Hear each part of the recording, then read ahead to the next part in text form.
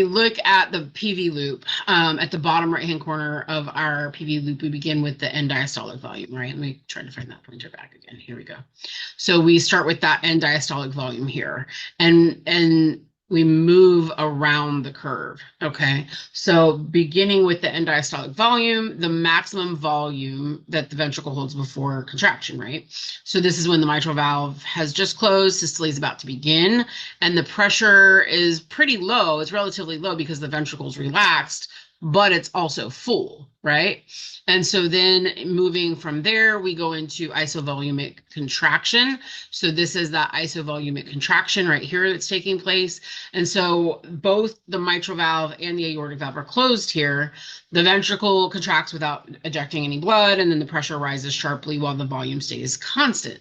So if we're comparing, we have our volume here, right?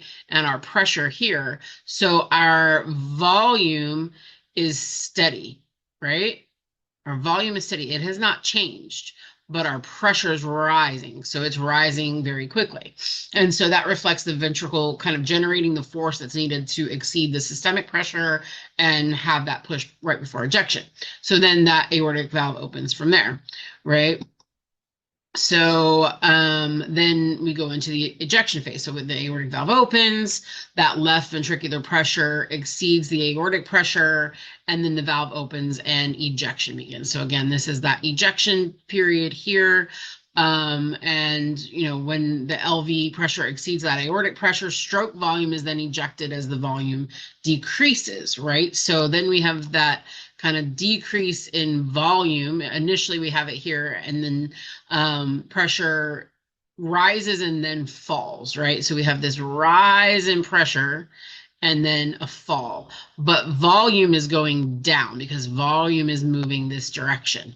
So volume is going down, pressure goes up, and then starts to fall again.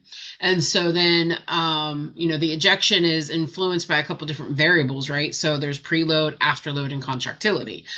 So a high afterload is going to shorten that ejection. It'll reduce the stroke volume, which even if there's normal contractility. And so then that would affect the size of our PV loop, which I'll show you some examples of that.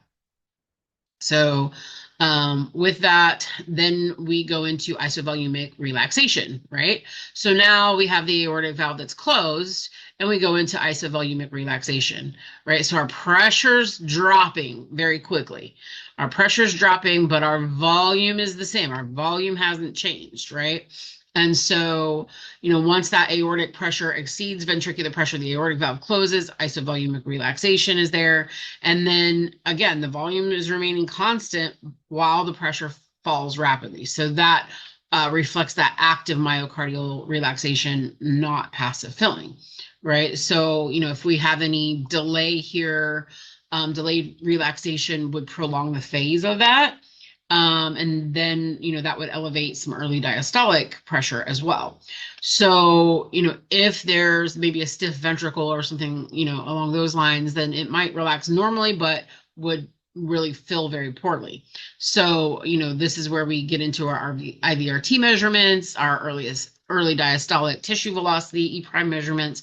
That corresponds with the time between aortic valve closure and mitral inflow. Right.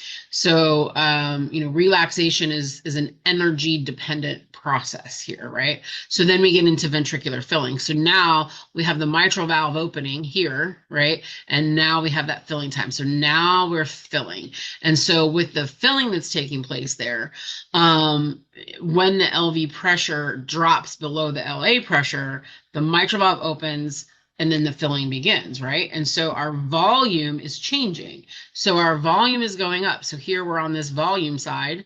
So on the volume side, we have an increase in volume. So, but not a significant increase in pressure. And so, you know, basically we're looking at that LV pressure falling below LA pressure, right? So early rapid filling, diastasis, and then ultimately atrial contraction before we go back, you know, with that. So we know timing wise, most of our filling is during the early filling phase, 80% or so, and then atrial kick contributes about 20. And so